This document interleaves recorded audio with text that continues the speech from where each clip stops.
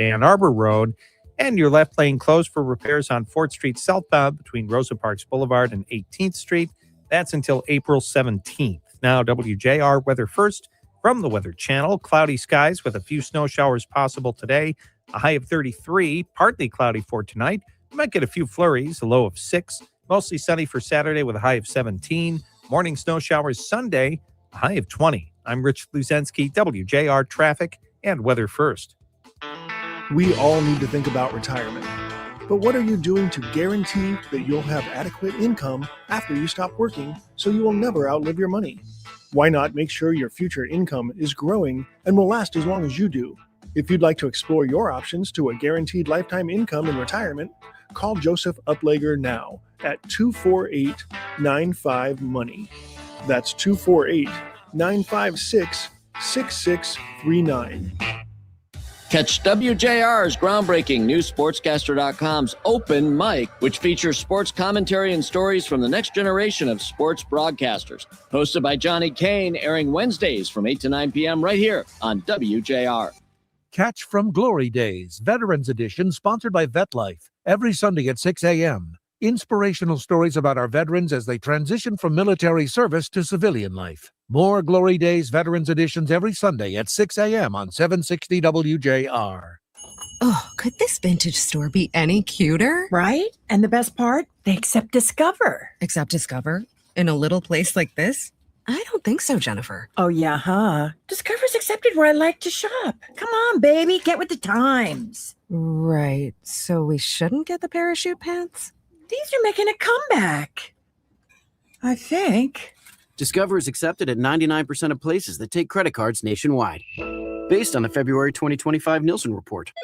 LifeLock, how can I help? The IRS said I filed my return, but I haven't. 1 in 4 tax-paying Americans has paid the price of identity fraud. What do I do? My refund, though. I'm freaking out. Don't worry, I can fix this. LifeLock fixes identity theft guaranteed and gets your money back with up to $3 million in coverage. I'm so relieved. No problem. I'll be with you every step of the way. 1 in 4 was a fraud-paying American. Not anymore. Save up to 40% your first year with promo code NEWS at LifeLock.com. Terms apply.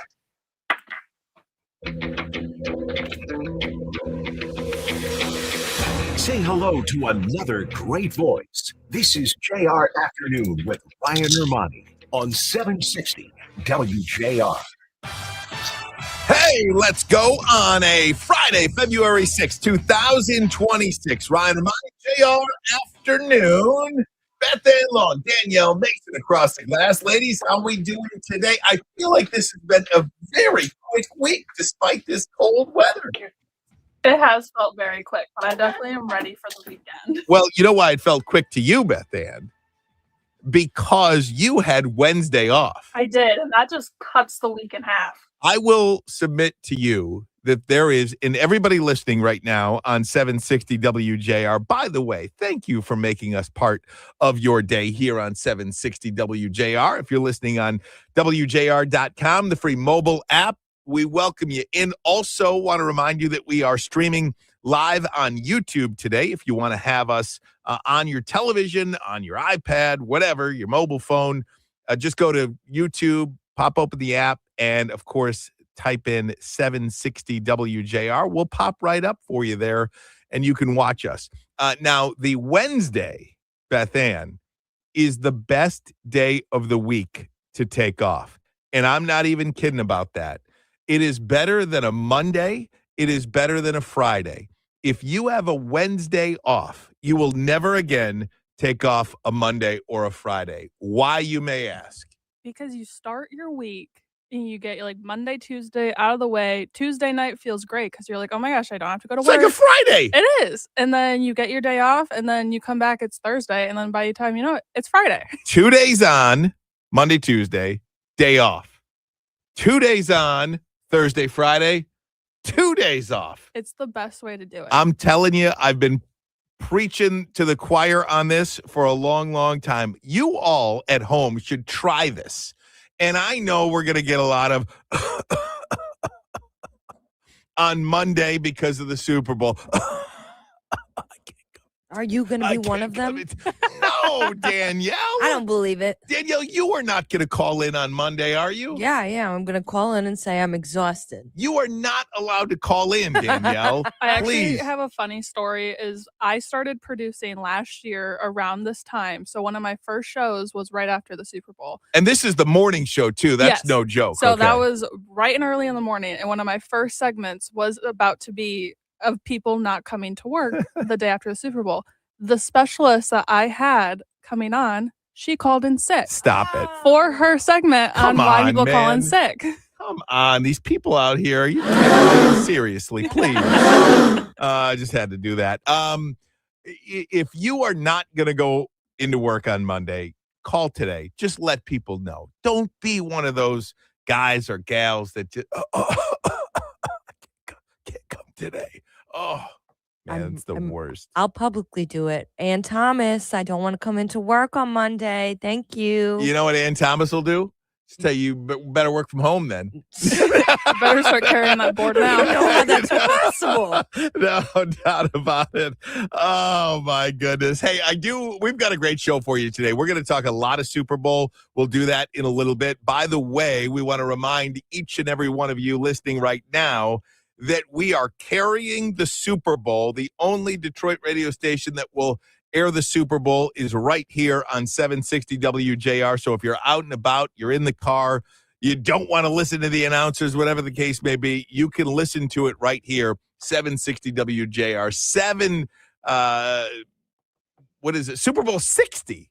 60 years the Lions have never been in it. My goodness. Super Bowl 60, Seahawks and the New England Patriots. We'll have it for you. We'll have the call.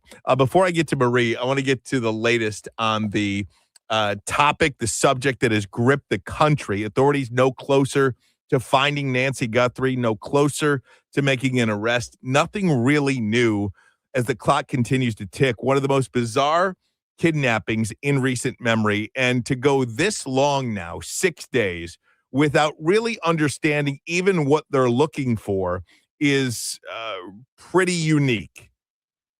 It appears that the FBI and law authorities in Arizona are desperate at this point. I'm not even sure they're withholding information. A lot of people thought that, law enforcement, the Pima County Sheriff, is part of a strategy. And as customary, you're not going to give the public everything you have on a case because you don't want the bad guys knowing what you have.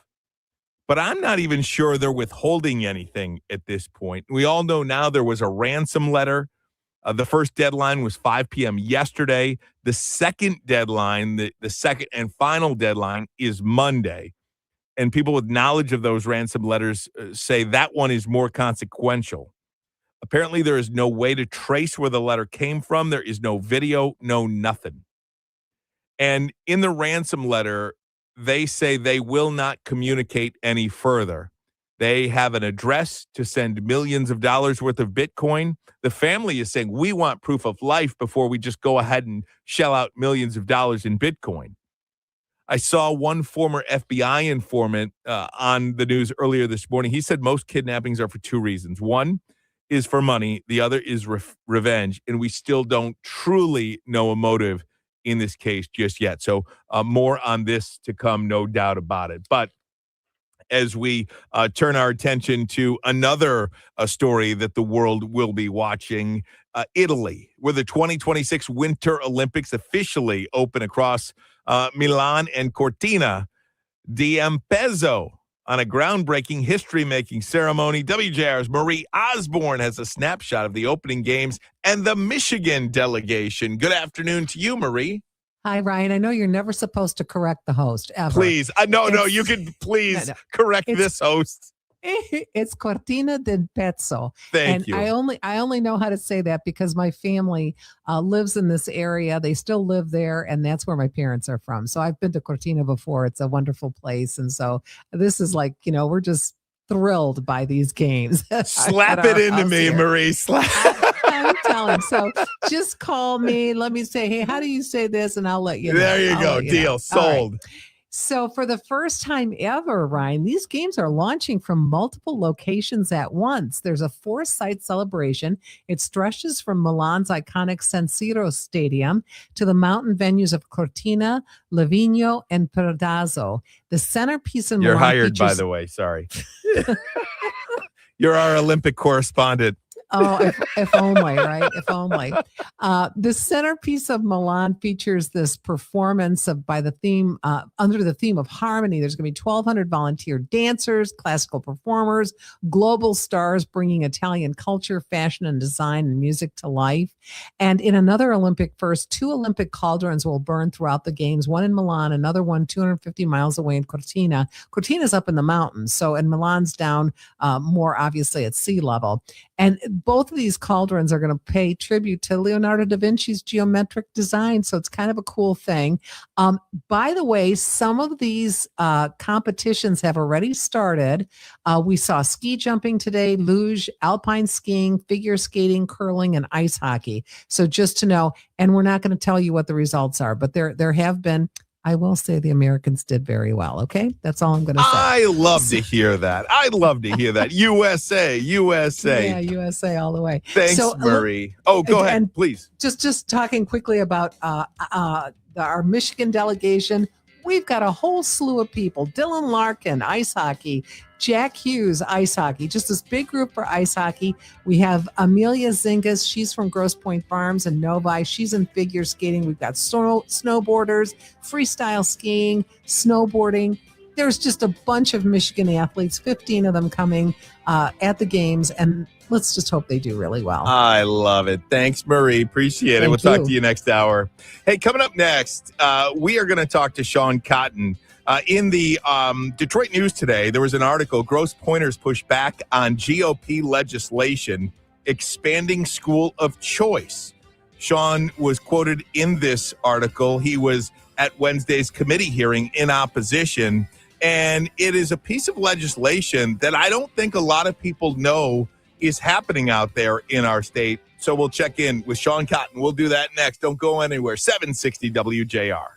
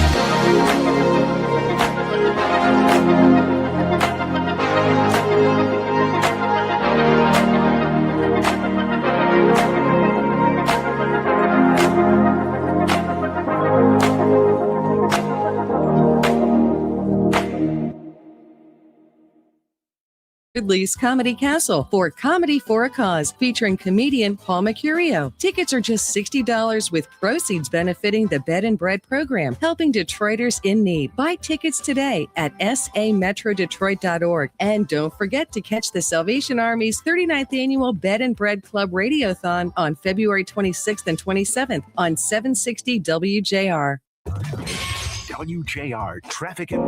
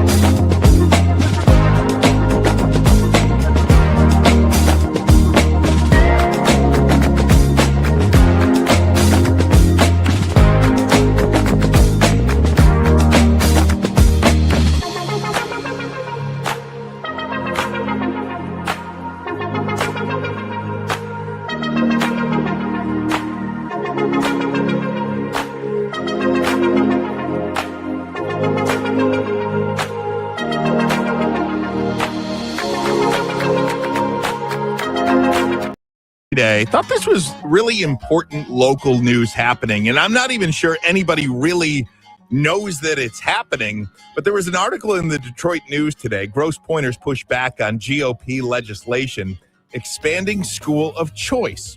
Sean Cotton was one of the speakers at Wednesday's committee hearing in opposition of this, and Sean joins us now. Sean, first and foremost, what is this legislation that is being proposed and seemingly being pushed along? Hey, Ryan. Thanks for having me. First, I need to say I'm a school board trustee for the Grosse Pointe Public School System, but I'm not speaking on behalf of the Board of Education. So this is House Bill 5310, and it's tie-barred with two other bills, 5311 and 5312. And what it does is it completely changes the way enrollment is processed in Michigan since a bill was passed in 1996, and it makes it so that schools of choice, which allows school districts independently to choose whether or not to participate in schools of choice, which is allow enrollment from students in districts around a school district. It completely gets rid of that. And it also gets rid of the ability to have discretion with schools of choice, which has been around, which I think a lot of school districts have today. They choose schools of choice. There's about 500 school districts, I believe, that choose schools of choice, and 31 or so that do not. And all those ones that do have schools of choice have discretion on how they do the program. They have homegrown programs. They work with their school board. They work with their educators, and they come up with what works for them. That is also abolished, so that there's no discretion whatsoever in enrollment. So you talk about if you have capacity. Sure. And we talk about capacity. Look, school districts that opt out of having school of choice, for instance, Grosse Pointe schools, Bloomfield Hills, Birmingham schools, I believe Novi, Troy, or some of the other bigger districts that opt out of school of choice. Under this new legislation, they would not have that option to opt out any longer. And then you talk about capacity. For instance, in the Grosse Pointe schools, Sean, there's about 6,400 students. Well, based on some spreadsheet somewhere, the state might indicate, well, you can absorb 4,000 more students. You could have 4,000 more people come into your district. How in the world would a district absorb all of that? Right. So we do a facilities study every year. We have a third party that does that, Plant Moran. They come in and they say, this is how many students you could house in your facilities. And it's something like 4,200 above what we have today in enrollment. And the bill doesn't define what capacity is. And so if they say that's capacity, I don't know how anybody could do that. We have 900 employees today that effectively operate our school system with 6,400 students. So with an extra 4,000, just by math, that'd be another 500 employees, and I think 400 educators. That's There's insane. a teacher shortage. I think everybody says everybody agrees there's a teacher shortage. Where would those educators come from, and what would happen to those districts that lose those students? Would they just now have to fire Well, their that's educators? Sean. That is the question, I think, and in whether you are, a surrounding district of Grosse Pointe, Bloomfield Hills, Birmingham, Troy, Novi. If you're one of the surrounding districts, and there's thousands of openings at said school district, what does happen to those surrounding districts? Do they just fold? Is that the ultimate goal? I mean, I look at this and I don't know what the ultimate goal is. It's being pushed by a lot of groups that are outside of Michigan, like the Reason Foundation. And, they're coming up with these ideas. And they have not talked to these school districts. They haven't talked to any of our schools of choice districts as far as I know. They haven't talked to Grosse Pointe Public School System. And I would think I mean, what you would do is you would blow an entire hole in the school budget, and school budgets are based on enrollment, and you have to put together your budget based on a lot of assumptions. And it looks to me as if they're doing this without understanding whatsoever of financing for school districts. Plus, you finance your school districts' facilities improvements and maintenance through bonds and through sinking funds, which are paid for exclusively locally. And that is a whole financial mechanism that you bring together with your general fund, which you get per enrollment from the state, and you build a budget. And if suddenly you lose those students, you're going to have to lay people off. I Right. mean, otherwise, or you're going to dip into your fund equity, and you could look at state takeovers after a certain time period. You have to go through a mechanism for that. But when I look at this, I wonder what would be the purpose of this other than to blow up public education. It just in the feels state. like that, right? I mean, isn't that what it feels like? And look, if people are listening to this, right now that maybe don't have kids of school age or don't have kids in the public school system, this is a topic that every single person everywhere should really care about because, what happens to property values? I mean, I remember, for instance, I grew up in East Detroit, which is now East Point. When we moved, we moved into Grosse Pointe because of the school system. So many families will choose, Grosse Pointe or Bloomfield Hills or Birmingham or Troy or Northville because of those school districts that are, among the highest standards in the state. If you don't have to do that to go to those schools, what happens to property values or anything like that in those cities? I don't know, but I will say that a high functioning school district is one of the pillars, or one of the, if you look at a table and one of the legs of the table, what holds up a high functioning, high property value community is strong services, strong municipal services, strong police services, That's right. a high functioning school system.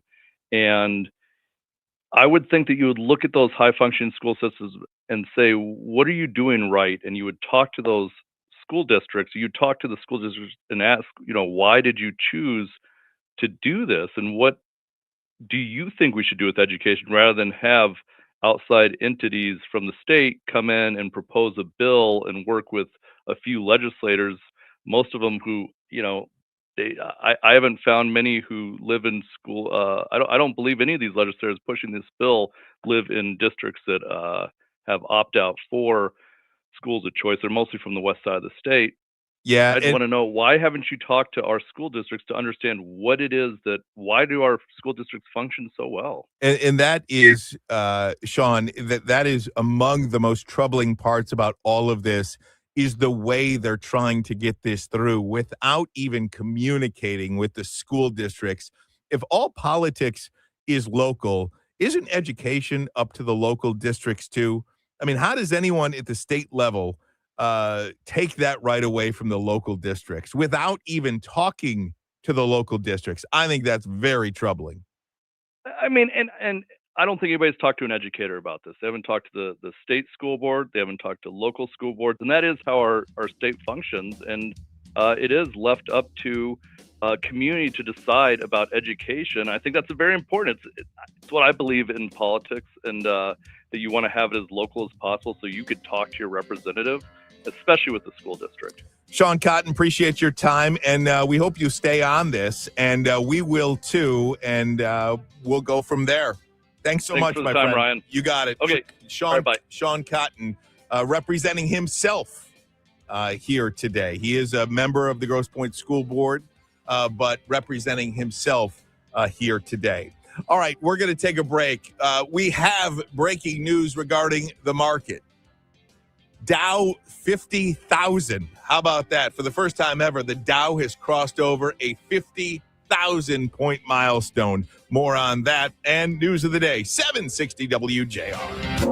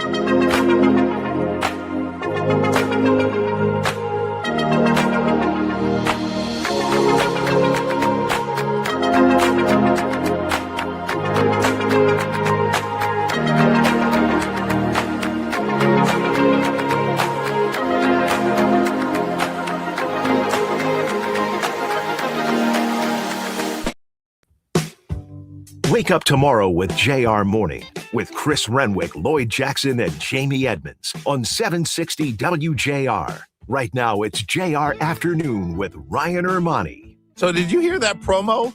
Was that great? Or Beth Ann? That was fantastic.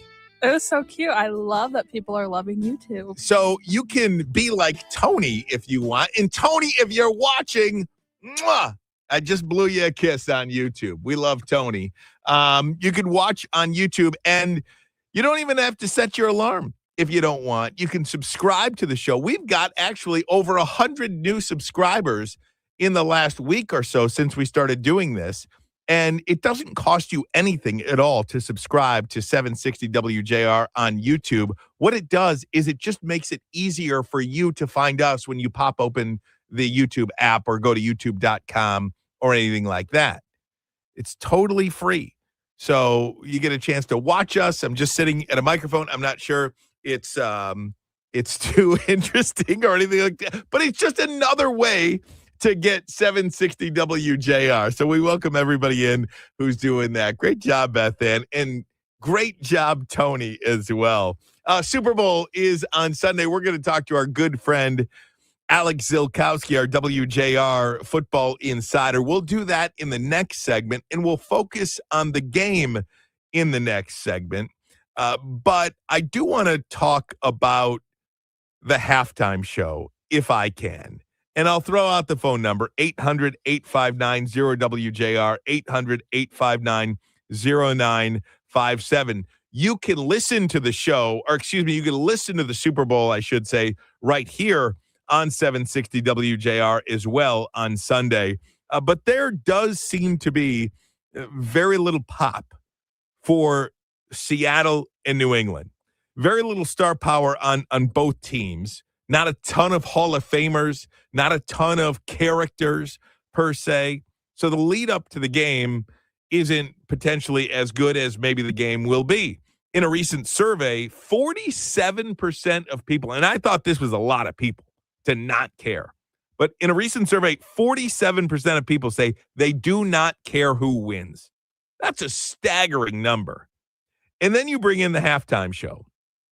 And I would venture to say that most Americans couldn't care less about Bad Bunny. Let me rephrase that, because Puerto Rico is an American territory. Most football fans couldn't care less about Bad Bunny or the halftime show. And I think it's hard for football fans, and we really saw this too with the addition of Taylor Swift even permeating through the television screen. She's with Travis Kelce, and all of a sudden you're watching a football game. I'm watching the football game. And why is Taylor Swift on my TV? Every time Travis Kelce makes a catch, cut away to Taylor Swift. Every time something happens, cut away to Taylor Swift. Football fans are very particular about football. And it just feels like whether it's Taylor Swift or Bad Bunny, that we like what we like and we don't like what we don't like.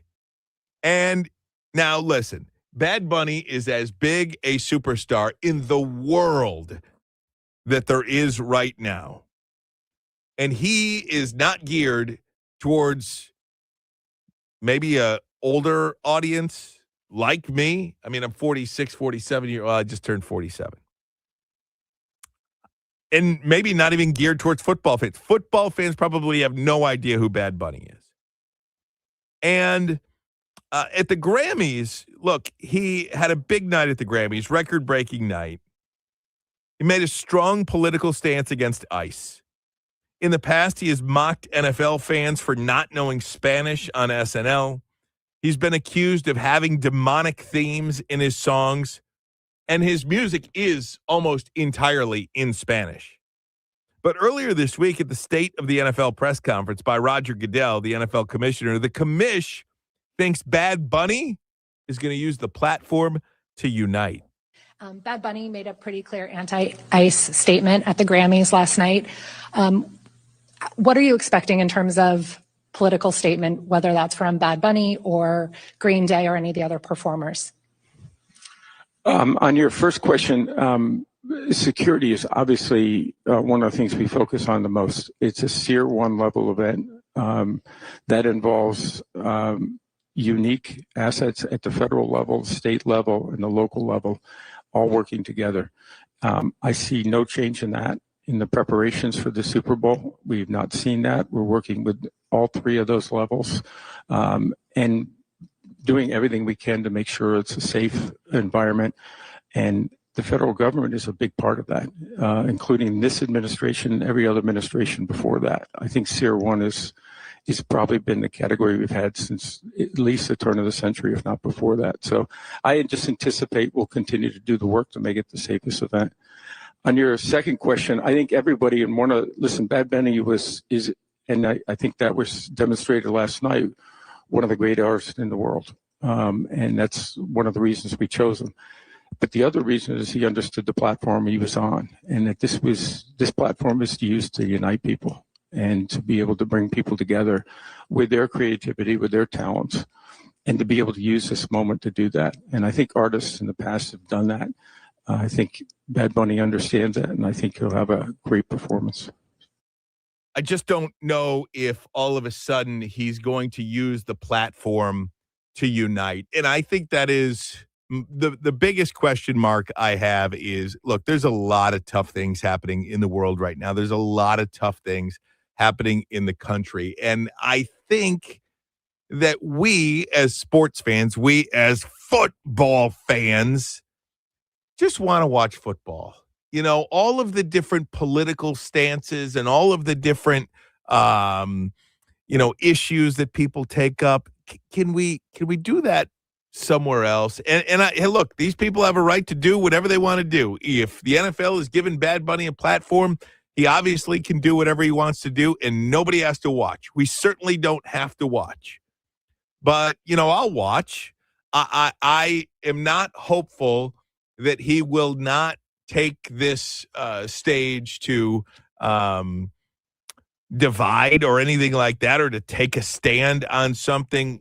It would be great if people would just entertain. It would be great if, the football game was just about the football game and the entertainment was just about the entertainment. Not everything has to be some sort of big political statement. Like, can't we just have one thing or maybe even a couple of things in our lives that we could just maybe hold a separate event or keep our opinions to ourselves about a couple of things? I'm sure a lot of people would love me to keep my opinion to myself on a couple of things, but you don't have to listen.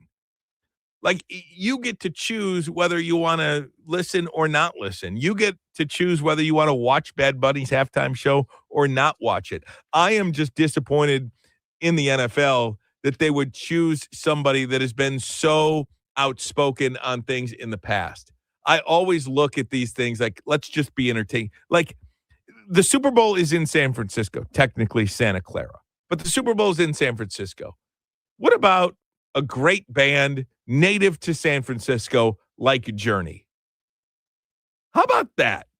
Is that a compromise? Like, take somebody that is native to where the Super Bowl is being played and have a good time with the music.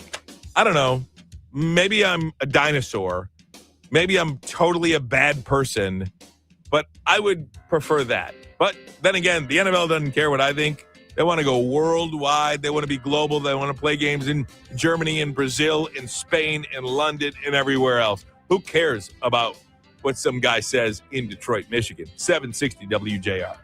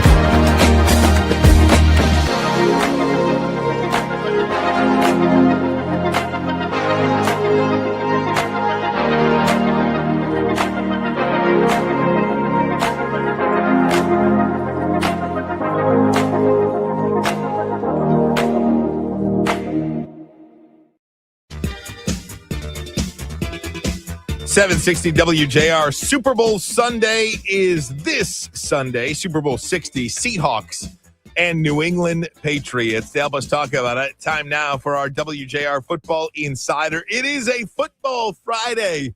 For the final time, it's a Football Friday. This is brought to you by our friends at Skinny Butcher. And now you can get this new line of low-calorie portable protein dippers at Meijer and Kroger. Find Crazy Dippers. Michigan companies teaming up. Find Skinny Butcher in the refrigerated meat section.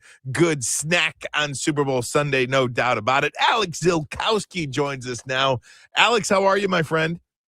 I'm doing well. Excited for the Super Bowl. It should be a national holiday, but, it's always a little bittersweet. It's the absolute pinnacle of the sport, but also, the end of the season and marks the beginning of the long, dark off season. No doubt about it. I will say next Super Bowl, this is quietly on the calendar, but next year's Super Bowl lines up with President's Day Monday. So it is a federal holiday, and maybe you work at a company that perhaps, you get President's Day off. Yeah, I mean, that's great for everyone. And, who knows if the NFL ever expands to an 18-game regular season or adds a second bye week, it looks like it'll line up like that most years anyway. So we'll see if it ends up like that. No doubt about that. So let's talk about this one, Seattle and New England. And let's start with the quarterbacks. Two great stories in this one.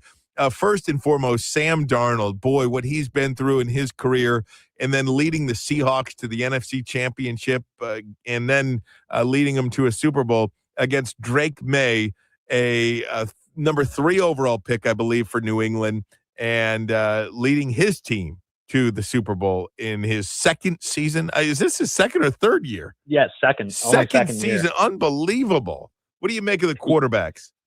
I mean, yeah, this Super Bowl really tells you that you can pick either narrative about quarterbacks, how you can either be patient in their development or be really impatient with them, given, like you said, May being in the second year and Darnold being around the league for a while.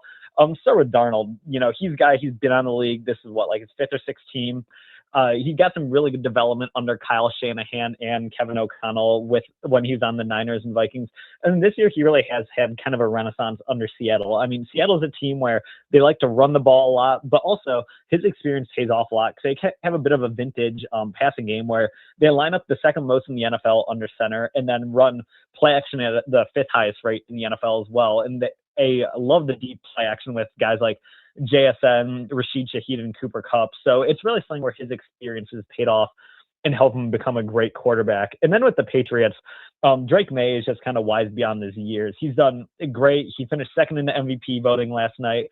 What's so impressive is he's good against both 1-high and 2-high defenses, no matter what you throw at him. And then he's also the best quarterback against the blitz this year in the NFL in terms of EPA per play. So again, there's kind of a spin in both ways about quarterback development, but both are really going to put on a show, I think, this Sunday night. And you look at Drake May, man, he's thrown, if you match up the two quarterbacks, more passing yards than Darnold, more touchdowns than Darnold, less interceptions than Darnold.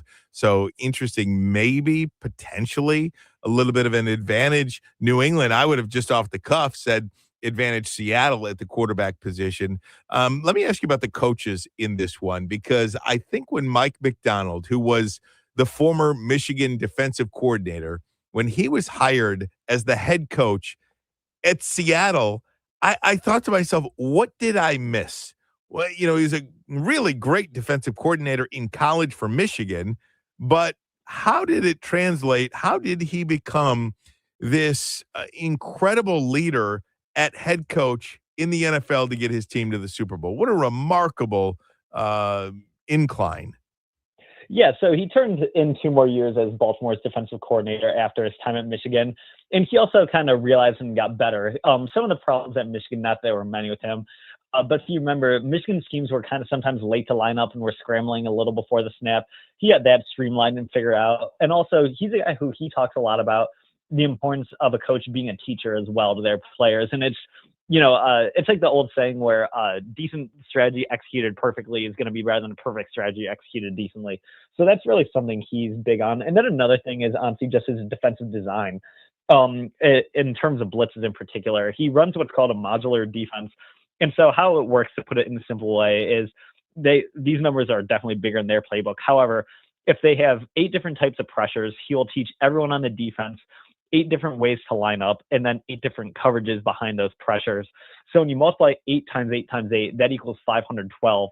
And by doing that, you're able to have, a few just basic blitzes, but you're not putting so much on film where in the old NFL, these blitzes were all on film by this point in the season, but now they're constantly being able to throw new things at the other team. And then what can you say about the guy in New England? I mean, this guy has been incredible. Everything he touches turns to gold. He was let go in Tennessee, and I don't know how in the world they let Matt Vrabel leave Tennessee. How you let him walk out of that organization is beyond me. What Vrabel does is come to New England and takes over a team from who was the Gerard Mayo, and then 4-13, from 4-13 to the Super Bowl. How does that happen? Yeah, Vrabel just is a great coach. All levels of the team are just well organized, and he knows how to run the team. In Tennessee, he was just kind of scapegoated for the GM kind of starting to strip the roster down a little bit when it looked like their playoff and Super Bowl window is closing, especially with the AJ Brown trade. But he's also done a great job. I mean, he runs the defense and designs it, but he isn't the play caller, which allows him to focus on the game management and everything on the field. And then also just having Patriots, legend of an offensive coordinator, Josh McDaniels. People give him, I think, some trouble for not being a very good coach in the NFL, but he's still an elite offensive coordinator and play caller. So bringing him in to help develop develop this offense has just paid dividends as well. One of the storylines, weird storyline, but Tom Brady seems like he's taking a neutral stance on the Super Bowl here. He's being called out by his former New England Patriots teammates by this. Do you think Tom Brady does not want New England to win the Super Bowl kind of without him? I honestly bet deep down he does. I think he's not going to win anyway with this statement. And between being a broadcaster and a co-owner of an NFL team, now I think people are going to get mad no matter what he said. He probably could have just gone ahead and said he was rooting for the Pats, but that's life. Alex, give me a winner in this Super Bowl. Give me a winner. Ultimately, it's still like Seattle. I think it's going to be close, but I think their defense is just historically good this year, and they're going to show out and stop the Patriots' run game. All right, I generally don't ask for picks in this, but because it's the Super Bowl, Seattle is a 4.5-point favorite over New England. Do you like that? I actually, that's tough. NFL lines are so tough. I actually think New England will lose by a field goal. It's the Super Bowl. I never ask about it, but it's the Super Bowl. I'll say New England covers. I say they lose by a field goal. Look at that. Seattle wins, New England covers. That means it's a good, close football game. Alex, we love you. Can't wait to talk to you again, my friend. And again, this segment brought to you by our friends at Skinny Butcher. We thank Skinny Butcher for their participation this year with us. It is a Football Friday. You can find Skinny Butcher in the low-calorie portable protein dippers, the Crazy Dippers. You can find them at Meijer and Kroger. Skinny Butcher in the refrigerated meat section. 760 WJR.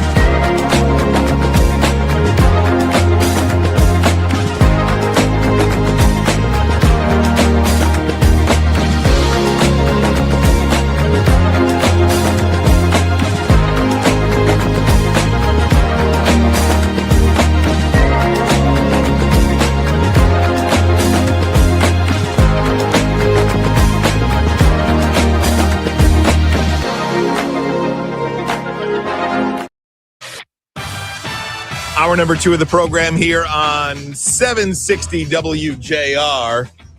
Wherever you are, however you're listening or watching, we appreciate you making us part of your day on a Friday. Hopefully, you've got some fun plans this weekend. If you don't have any fun plans this weekend, hopefully you're going to sit back, relax, kick your feet up, and stay inside on this cold, wintry weekend, Beth Ann Long. It's freezing. I actually do have no plans. I think I'm going to stay inside. Isn't it kind of nice? I'm going to go to dinner tonight. With my lovely bride. And then we have no plans the rest of the weekend. And I am looking forward to it. Me too. I think it's the best after weekends where you just nonstop and then you get a weekend where there's nothing. It's the best. It's a miracle. Yes. It is a miracle when that happens. I do want to make a note. We are less than an hour away from the closing bell on Wall Street. The Dow has crossed over 50,000 for the first time in recorded history. The Dow is up over 2.2% today, up 1,100 points. And right now is holding steady. There has been some fluctuations. It has, been over 50,000, crossed over 50,000, dipped a little bit below, and now it's back up over 50,000 again. Just remarkable when you consider where we were in April when the tariffs were announced and everybody thought it was the end of the world. And we were all joking about our 401ks becoming our 201ks. And now, in less than a year, this is why, and again, do not take financial advice from me. Do not take financial advice from me. Once again, do not take financial advice from me. But what many financial analysts will tell you on more occasions than not is, have patience. Don't react to the political atmosphere that we're in. If you're in a long-term situation, it is just don't panic. Panic is a bad word when it comes to investing. And if you pulled out back in April, man, you're really paying the price big time now. Don't panic. Don't panic under any situation, but certainly when it comes to finances like that.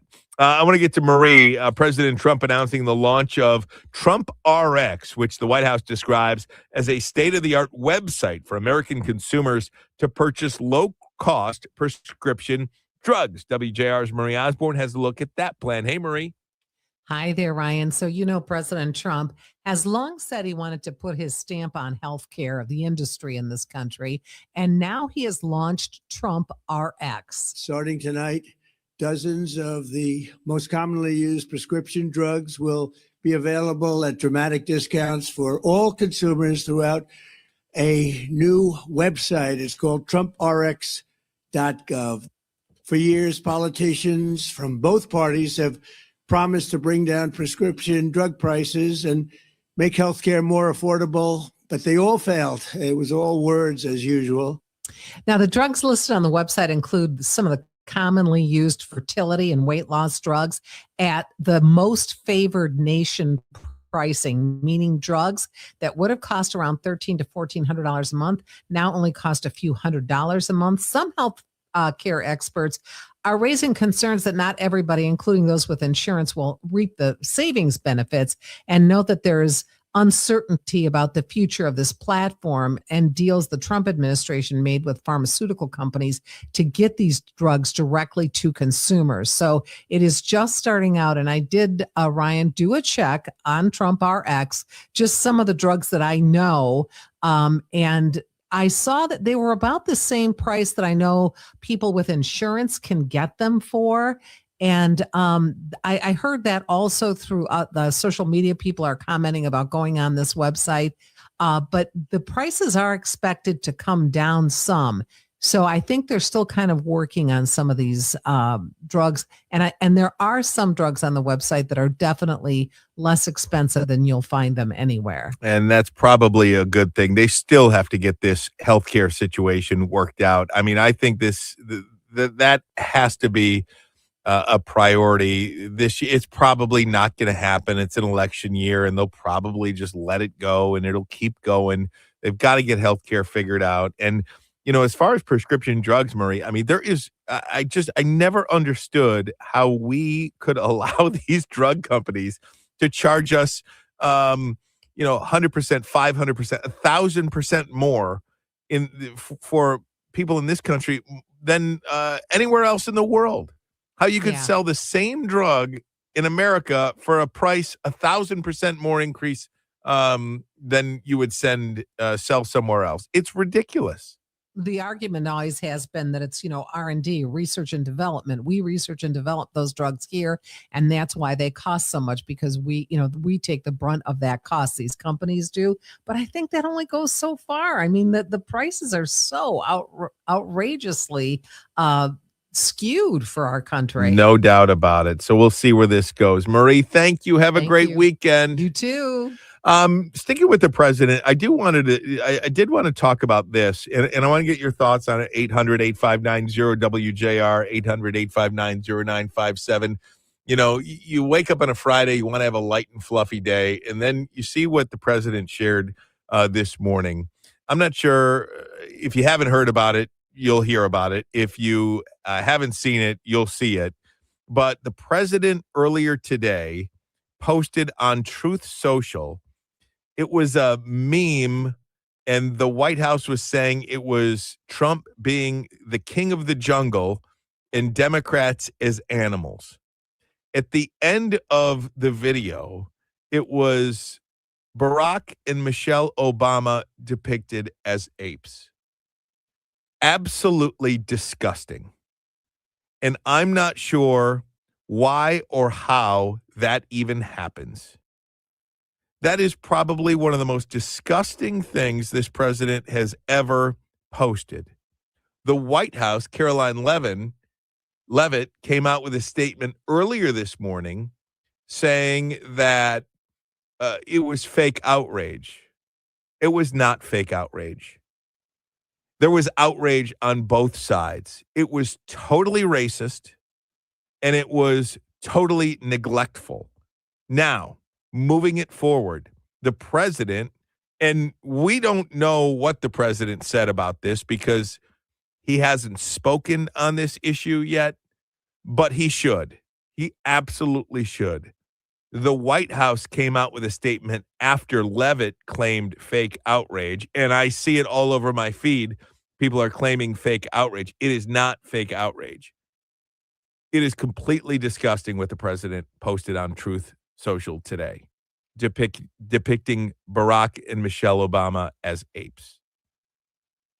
And that post has been deleted. Now, I can't think of too many posts that the president has deleted in the past, but this one was deleted. And the White House, a White House spokesperson, I don't even believe it was, I'm not even sure where this came from, but the White House is saying that it was a staffer who posted on Trump's page. They did not name the staffer, but they said that the president did not see the video. It was posted by the staffer. I'm sorry, when something is posted on your account, you are to be held accountable for that. And I do believe the president should respond to this. I do believe he should apologize for this post. He should apologize profusely. And I'm not sure he's ever apologized for anything in the past. This he should apologize for. What do you believe? 800-859-0WJR, 800-859-0957. It was completely disgusting and probably the worst thing this president has ever tweeted or truthed or however you say it. Totally gross. 800-859-0WJR. We'll talk about that next. Also, we're talking Super Bowl. We'll get back to the Super Bowl. We'll talk about all the commercials that are happening. All that and so much more. I'm going to be giving tickets away, too. What am I giving tickets away to? Let's see. I'm going to be giving tickets away to Tim McGraw at some point. Not yet. Stay there. 760 WJR.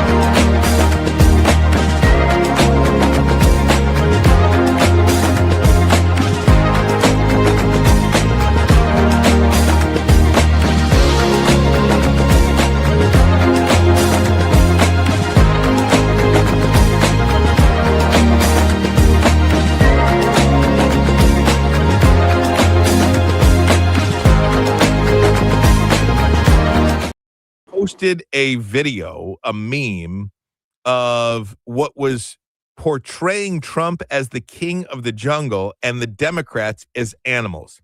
At the end of the video, it showed Barack and Michelle Obama as apes. It is, in my opinion, the worst thing that we've ever seen on this president's Truth Social page. It is absolutely despicable. It should have never happened. At best, it's racist. At worst, it's racist. I mean, at worst, it's racist. At best, it's completely unaware, completely tone deaf. And he has never apologized for anything in his life in 10 years that I can remember. Never said the words, "I'm sorry." He should call up Barack and Michelle Obama and apologize to them directly for that. That's my opinion. That post was deleted. The White House says it was a staffer that posted it and Trump never saw it. Don't care. It's on his page. He's held accountable. And it's not fake outrage, as Caroline Levitt initially called the meme before it was ultimately deleted by whoever's in charge of his Truth Social account. But if it's got your name on it, it's your account. You're accountable. You should apologize. Just beyond awful. Peggy in Rochester Hills, you're on 760 WJR. How you doing, Peggy? Hi, I'm doing fine. Just calling in to say I don't always agree with everything you say, but just in the last 2 minutes, I do. And I don't understand why you're so surprised. Because, you know, when people show you who they are, believe them. And he has shown us time after time after time the lowlife that he is and the horrible things he says about people. So believe him, please. What a despicable person he is. Yeah, hey, look, Peggy. Hey, you know what? If that's what you believe, I'm not going to try to change your mind. Look, this was as despicable a thing as I've ever seen him say or post or anything. Yeah, it's terrible. It's terrible, and there's no excuse. And you know, even if it is a staffer, okay, even if it is a staff, I don't care. You know, you can't have somebody that is posting on your page that is A, either a racist, or B, completely tone deaf. Completely tone deaf. At best, tone deaf. At worst, totally racist. And he should personally call former President Barack Obama and former First Lady Michelle Obama and apologize to them. Say the words, "I'm sorry that happened." I don't believe I've ever heard him say those words in my life, but he should in this case. Marie in Flushing, you're on 760 WJR. Hi, Marie. Marie, are you there? Hello, Marie. Yes, I am. How you doing, yes, Marie? Yes, I am. You're on the air. Fine. Oh, okay. What do we expect? I mean, this guy, he doesn't have a moral compass. He's the president of the United States. There is no moral compass. It's not even embarrassing. It's absolutely disgusting and sickening. I am shaking when I heard that this morning. He has done some really, really just terrible things. And this is right up there. I don't know that we can go any lower with this man. And we want him to make decisions for our country. Are we kidding ourselves? We are idiots for putting him in office. And I will tell you, I voted for him the first time thinking he would maybe get used to the office and adjust and act like an adult. And I was so wrong. So wrong. Marie, that's an interesting point you raise because, I've talked to a couple of people about, just Donald Trump and the way he talks and the way he is. And, people are like, man, I really can't figure out how people vote for Donald Trump. And I have this conversation. If you can have a reasonable conversation with people that have differing viewpoints, I think that's the greatest thing in the world. You know, you get into this like shouting match and people hate each other and you just get nowhere with it. But if you can have a reasonable conversation about it, I think it's an interesting point. And I always go back to, if you've ever been to therapy, okay, Marie, I don't know if you've ever been to therapy, but one thing therapists will always try to get you to do is look inward. Okay, look at yourself. Look in the mirror, and for all the people that say, how could you vote for this guy? One of the things that is always an interesting turn of the conversation is, how bad is our side if this is who you're voting for? How bad of a candidate did we give the Democrats to make people run to the ballot box to vote for him?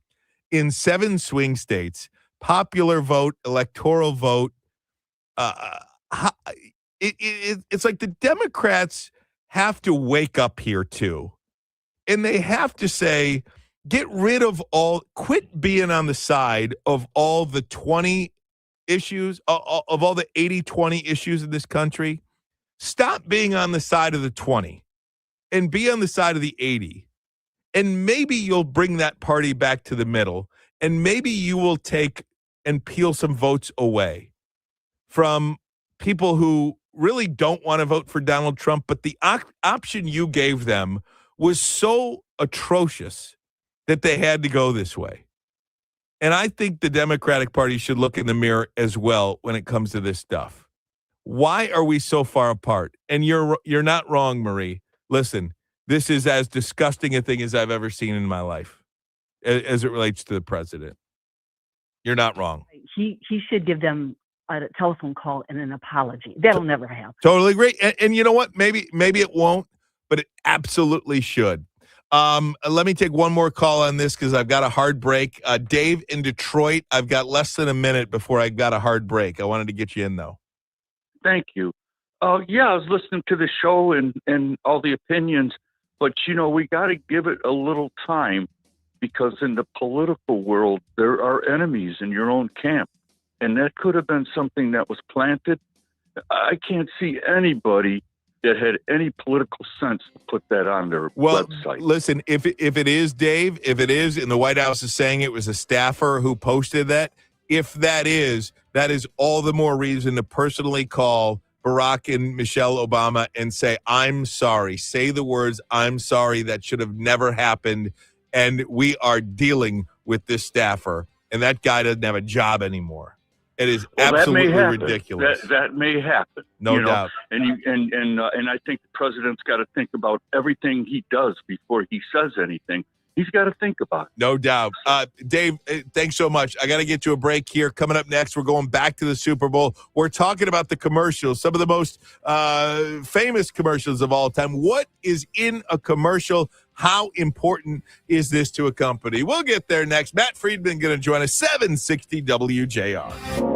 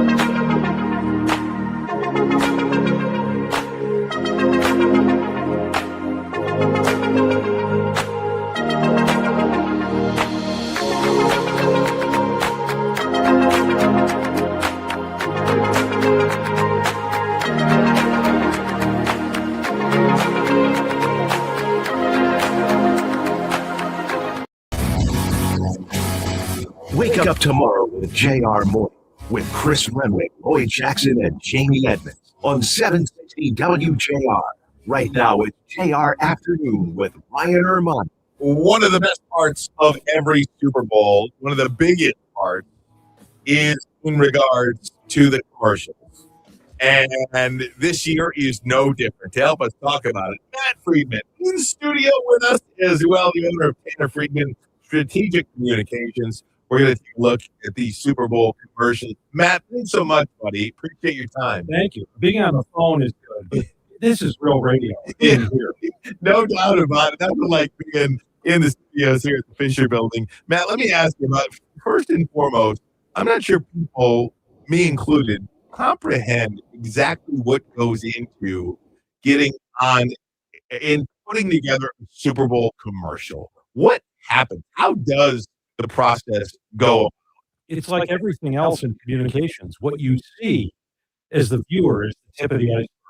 It's what happens underneath the water that's just enormous and you can't even picture it. So I've been in some company somewhere, they're already starting to think about next year's Super Bowl ad. There are a lot of people involved, from the client, that's the advertiser, to the agency, to the production, to all the executive approvals that have to happen, to somebody who secures the time and pays the money for the time. There's really a lot to this and a lot of people involved and a lot of layers involved.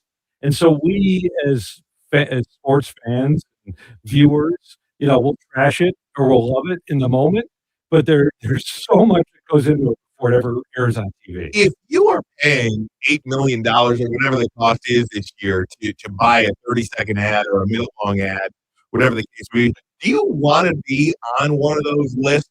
Obviously, you want to be on the best list. But if you are on the worst commercial list, is that a bad thing either? Because you're at least being talked about. Well, as a PR person, I will tell you, you never want to be in the worst list.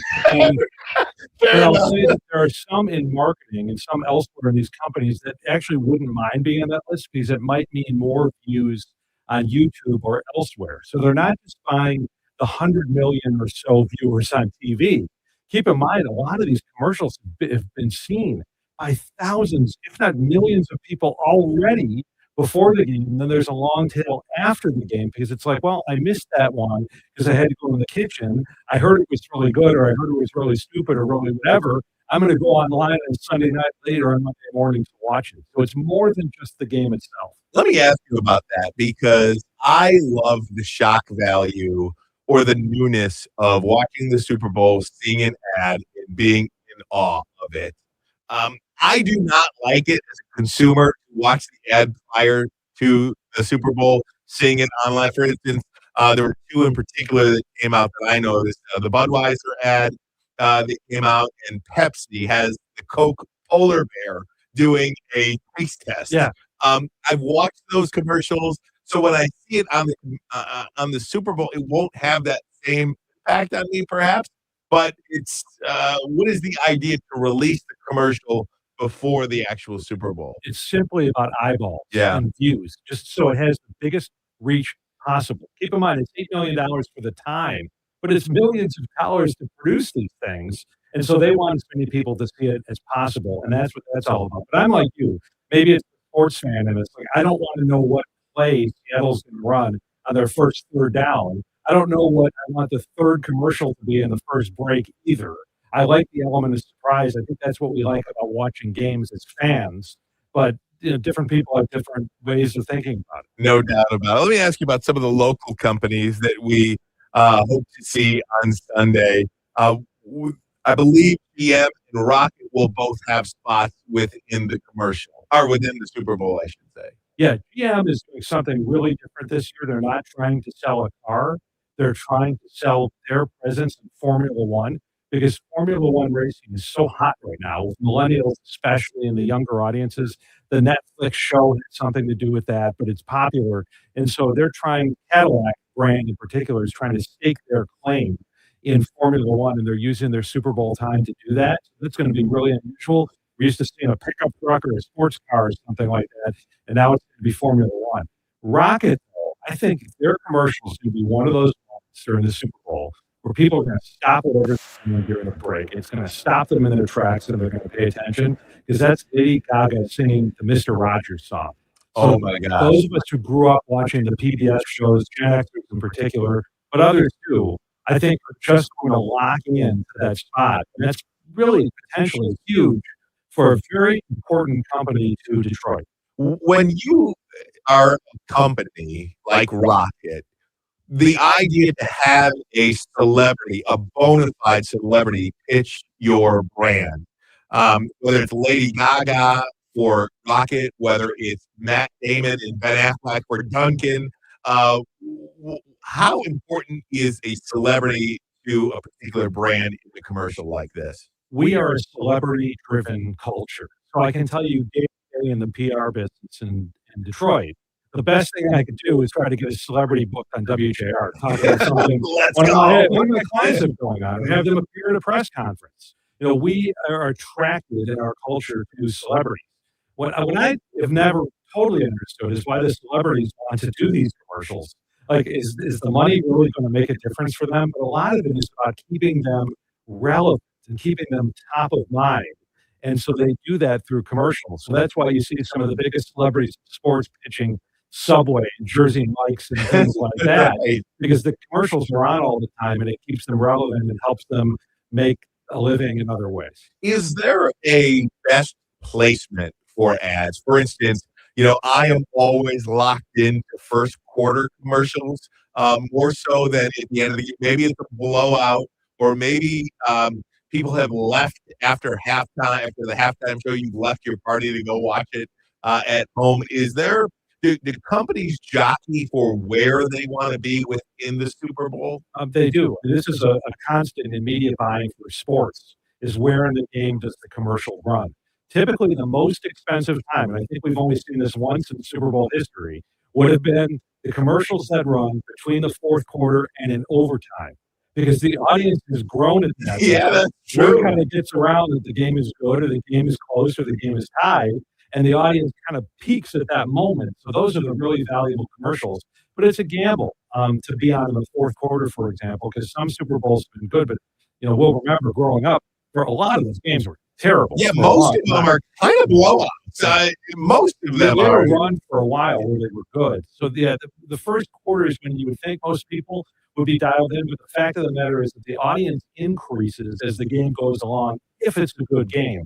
And they can measure this stuff. I mean, quarter hours, those of us who work in TV know what quarter hours are. It's basically 15-minute increments. That's how advertising has been sold for a long time, and that's how ratings work. But the technology is getting so good that they're getting to the point now where they can rate it even more closely than that. That's fantastic. Cannot wait for that. We're talking to Matt Friedman, owner of Tanner Friedman Strategic Communications.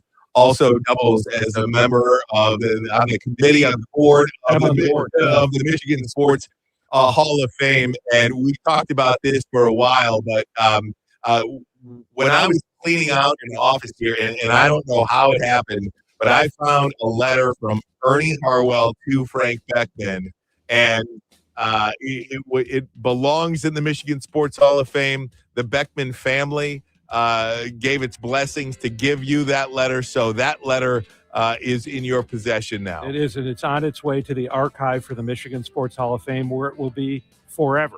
Love that. Matt Friedman, we appreciate you, sir. Thanks so much for coming in on a Friday. Great to be here. Thank you. You got it. Steve Courtney, Crosstalk next, 760 WJR.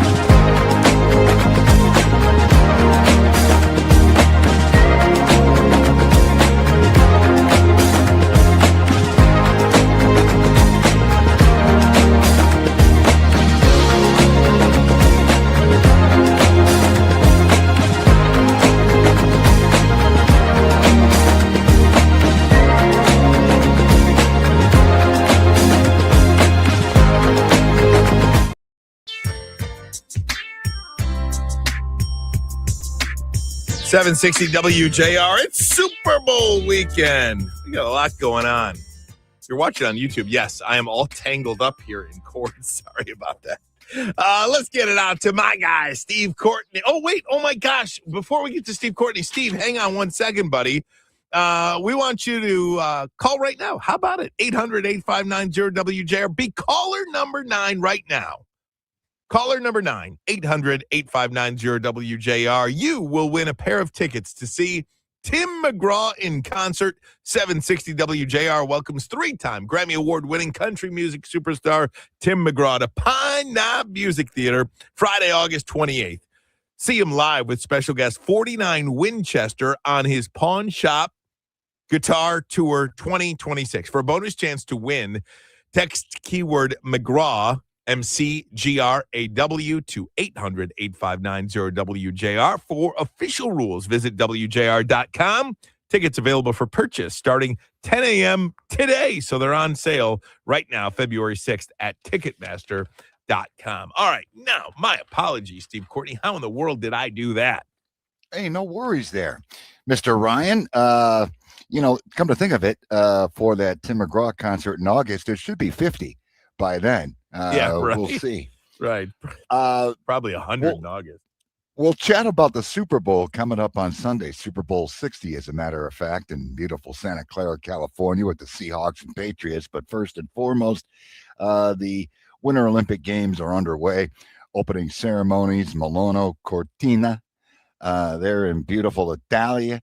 You a Summer Olympic guy, Winter Olympic guy? Do you care? I'm not an Olympic guy.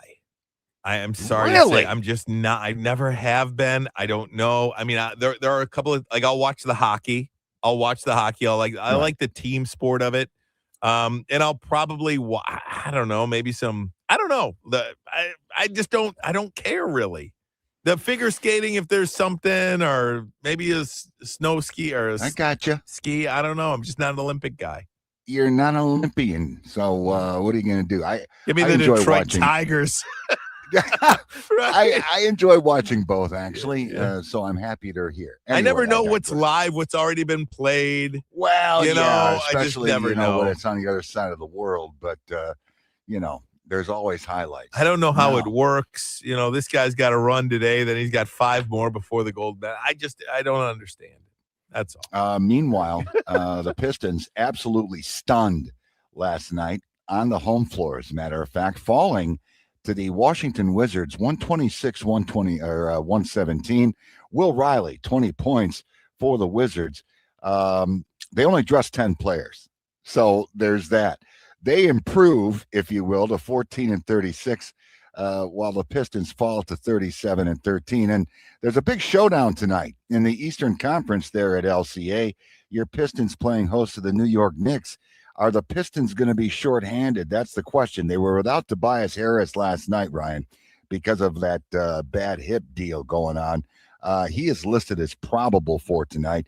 Duncan Robinson, he is also probable with a tight left quad. But Jalen Duren, he left the tilt last night, did not come out for the second half.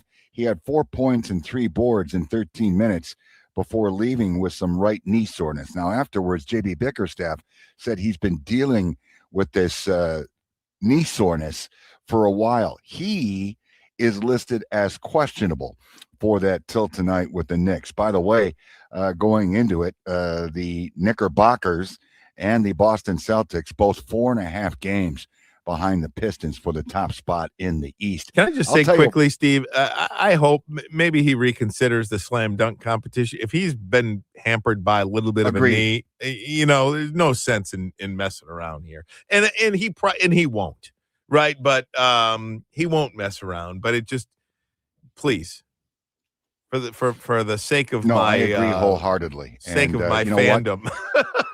From the outside looking in, Ryan, you and I are discussing it, and for a fact, Trajan Langdon and J.B. Bickerstaff are also mulling it, no doubt, probably as we speak. All right, now we talk some football of the NFL variety. First of all, congratulations to the former Lion, number 9, Matthew Stafford. How about it? He picks up his first NFL MVP. How about that? He received 24 of 50 first-place votes, finished with 366 points. Drake May, who we will see on Sunday, 23 first-place votes, finished with 361 points. The closest race since Peyton Manning and Steve McNair were co-winners in 2003. And, Matthew, 17th NFL season. He's now 37 years old. He became the oldest player in NFL history at the time of his first MVP. Oh, and by the way, he has also said he is coming back for next season. It's incredible. I was talking to somebody today. I don't remember who it was, Steve, but in the world of the NFL, do you think he will be remembered more as a Ram? I think so because of the Super Bowl. Yeah, Super Bowl and an MVP. Yeah, and, at this point, and I think we kind of put all this Jared Goff, Matthew Stafford stuff to rest because, as it stands, Jared Goff has been a Lion longer than he was a Ram. And, vice versa, I guess. Well, not really, because Stafford was here for forever. But I'm happy for him. Again, I've made no bones about it. Got to know Matthew a little bit while he was here, and always a top shelf guy. And whatever success he has and winning the MVP, perfect example, just happy for him. No doubt about it. And a great human being and an easy guy to root for. Absolutely. Well, so active in Mitch's Say Detroit charity, contributed a lot, he and his wife. And, you'd like to see good things happen to good people. Absolutely. All right, Super Bowl 60, your thoughts, 6:30 Sunday night. Levi Stadium, the home of the 49ers, the Seahawks and Patriots getting together. Two unlikely teams, by the way, when this 2025 NFL season started. Right now, the Seahawks favored by 4.5. And you can listen to that game right here on 760 WJR. How about that? You can, sir. I like the Seahawks, and I think this is going to be a blowout, personally. I don't know why I think that. I just think this is going to be a blowout. I don't think that New England can match what Seattle can do offensively. I just don't think they got the power. Well, and then there's the fact, and this is my angle, the Seahawks, the best defense the Patriots have seen all year. And with that being said, Drake May, your MVP runner-up, he's been sacked 5 times in each of the 3 postseason games. And the Seahawks, obviously, one of the league's best pass rush units. So the Patriots' offensive line is going to be tested early. It's going to be tested often. And I'll also introduce this. Sam Darnold, I think he's truly one of the great NFL stories in recent times. Look, this dude was just about run out of the league. How many times? I know. I'm rooting for him. I hope it gets done. Obviously, you've got Kenneth Walker, Michigan State. You've got Mike McDonald, Michigan. I mean, there's some local ties for Seattle. We'll be watching. We'll be listening. Steve, enjoy the game. Enjoy the weekend, my friend. All right. Look forward to chatting with you next week, my friend. You got it, brother. Thank you to Beth Ann Long. I mean, when I'm running all over the place in the morning, I know this show is in good hands. Beth Ann has me completely taken care of here as we get set for the show. I really appreciate you, Beth Ann. Danielle Mason, what can I say about you? I mean, just anything you're handed, you take control of. And you better come to work on Monday. Do not call in sick either. Ann already scolded me. But more importantly, I want to thank you for making us part of your day. I love you guys. Have a great weekend. Mitch is next, 760 WJR. America, look around.